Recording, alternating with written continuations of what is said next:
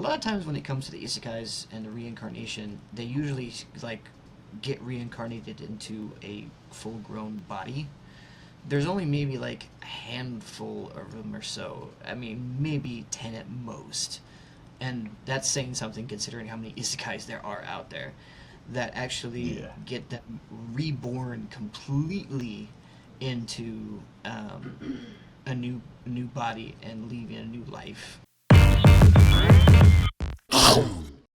The next show we're gonna be talking about is Nani. Saikyou no Ousama. Yep, Nidome ni Jinsei wa Nani wo Suru. So this one is done by Studio ACAT, which I have actually seen quite a few from them. Actually, they've done a good chunk of fantasy ones, but they're still fairly new. They've been doing it since what, 2017, 2016? No, 2015 roughly.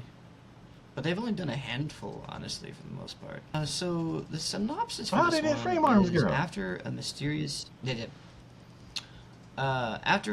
death, King Grey is reborn as Arthur Lewin on the magical continent of the Cathene. Although he enters his second life as a baby, his previous wisdom remains. He begins to master magic and forge his own path as the years go by, seeking to correct the mistakes of his past life. So, this seems pretty standard, but I'm always curious to see what they do with it, even though it is pretty standard and straightforward when it comes to this, because a lot of times when it comes to the isekais and the reincarnation, they usually like get reincarnated into a full-grown body. There's only maybe like a handful of them or so. I mean, maybe 10 at most. And that's saying something considering how many isekais there are out there that actually Yeah. get them reborn completely into a new body and leaving a new life, whereas they still remember their previous life and everything. Yes. So I'm always curious to see what they do with stuff like that. So Okay. I'm trying to think. What are some reincarnated is or the it's Mashoka Tensei is one. Mushoku Tensei, yeah, 100%.